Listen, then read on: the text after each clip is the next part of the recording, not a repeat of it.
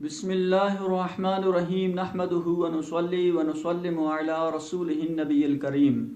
اما بعد فاعوذ باللہ من الشیطان الرجیم بسم اللہ الرحمن الرحیم فاسألوا اہل ذکر ان کنتم لا تعلمون۔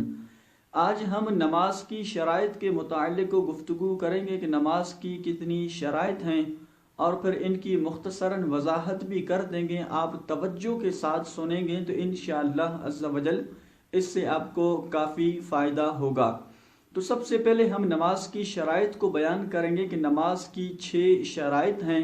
طہارت، ستر عورت، استقبال قبلہ، وقت، نیت اور تکبیر تحریمہ۔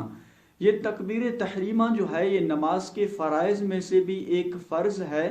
اور اسی طرح نماز کی شرائط میں سے بھی ایک شرط ہے۔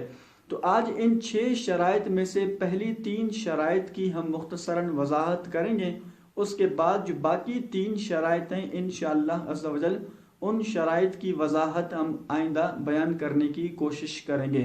تو نماز کی جو سب سے پہلی شرط ہے وہ ہے طہارت۔ یہاں پر طہارت سے مراد یہ ہے کہ نمازی کا بدن پاک ہو، اسی طرح پھر کپڑوں کا پاک ہونا اور پھر جس جگہ پہ نماز پڑھ رہا ہے اس جگہ کا پاک ہونا قدر مانے نجاست سے یہ لازم اور ضروری ہے۔ اگر بالفرض کوئی شخص ایسی حالت میں نماز پڑھ رہا ہے کہ اس کا بدن یا کپڑے یا جگہ جو ہے وہ قدر مانے کی وجہ سے ناپاک ہے تو اس صورت میں اس کی نماز شروع ہوئی نہیں ہوگی۔ اب یہاں پر پھر جگہ کا پاک ہونے سے مراد یہ ہے کہ ہاتھ، پاؤں، اسی طرح پھر ناک، پیشانی وغیرہ اور اسی طرح سجدے میں جاتے وقت جو گھٹنوں کے رکھنے کی جگہ ہے اس حصے کا پاک ہونا یہ لازم اور ضروری ہے۔ اس کے علاوہ اگر ارد گرد کوئی ناپاکی وغیرہ ہے تو اس صورت میں نماز پر کوئی اثر نہیں پڑتا، اس سے نماز ہو جاتی ہے۔ صرف ہاتھ، پاؤں، ناک اور پیشانی، اسی طرح پر سجدے میں جاتے وقت جو گھٹنوں کے رکھنے کی جگہ ہے اس حصے کا پاک ہونا یہ لازم اور ضروری ہے۔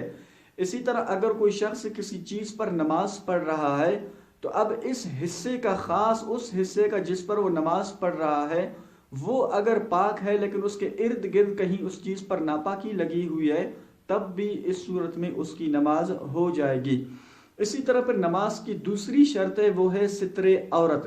یعنی مرد کا جو ستر ہے وہ ناف کے نیچے سے لے کر گھٹنوں کے نیچے تک ہے۔ اب اس میں مرد کے ستر میں ناف شامل نہیں ہے بلکہ گھٹنے شامل ہیں،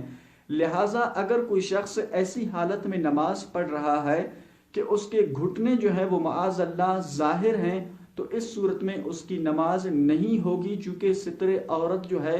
یہ نماز کی شرائط میں سے ایک شرط ہے۔ تو اسی طرح بعض جو فٹ بالر ہوتے ہیں، کرکٹر ہوتے ہیں، تو ان میں سے اکثریت کو ایسی حالت میں نماز پڑھتے ہوئے دیکھا جاتا ہے کہ وہ ایسی حالت میں نماز پڑھتے ہیں کہ ان کے معاذ اللہ گھٹنے جو ہے بعض اوقات نظر آ رہے ہوتے ہیں تو اس صورت میں ان کی نماز نہیں ہوگی۔ اسی طرح پر عورت کا جو ستر ہے، عورت کا ستر جو ہے وہ چہرے کی ٹکلی، اسی طرح پر ہتھیلیوں اور پاؤں کے تلوں کے علاوہ پورا جسم جو ہے وہ اس کا ستر ہے عورت کا، حتیٰ کہ بالوں کا چھپانا بھی جو ہے یہ اس پر لازم اور فرض ہے۔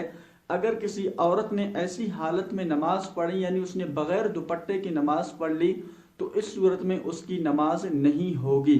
نبی کریم صلی اللہ تعالی علیہ وآلہ وسلم نے ارشاد فرمایا کہ اللہ تبارک و تعالی بالغہ عورت کی نماز کو بغیر دوپٹے کے قبول نہیں فرماتا، تو اس لیے عورت کے جو بال وغیرہ ہیں یہ بھی ستر میں شامل ہیں، اس لیے بالوں کو چھپانا بھی یہ لازم اور ضروری ہے۔ یا پھر ایسا دوپٹہ جو بالکل باریک ہے جس سے بالوں کی رنگت جو ہے وہ ظاہر ہے تب بھی اس صورت میں اس کی نماز نہیں ہوگی۔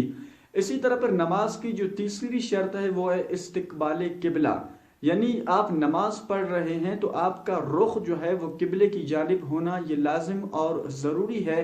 یہ نماز کی شرائط میں سے ایک شرط ہے۔ اگر کسی شخص نے ایسی حالت میں نماز پڑھی کہ اس کا منہ جو ہے وہ قبلے کی جانب نہیں تھا تو اس صورت میں اس کی نماز نہیں ہوگی۔ اگر بالفرض آپ ایسی جگہ پہ ہیں، ایسی ویرانے میں ہیں یا ایسے گاؤں دیہات میں ہیں جہاں پر قبلے کی شناخت معلوم نہیں ہو رہی اور نہ ہی کوئی ایسا شخص ہے جس سے آپ پوچھ کر قبلے کی تعین کر سکیں اور نہ ہی وہاں پر مساجدیں ہیں، محرابیں ہیں جن کو دیکھ کر آپ قبلے کا اندازہ کر سکیں، تو پھر اس صورت میں شریعت مطہرہ کی طرف سے اس بات کی اجازت دی گئی ہے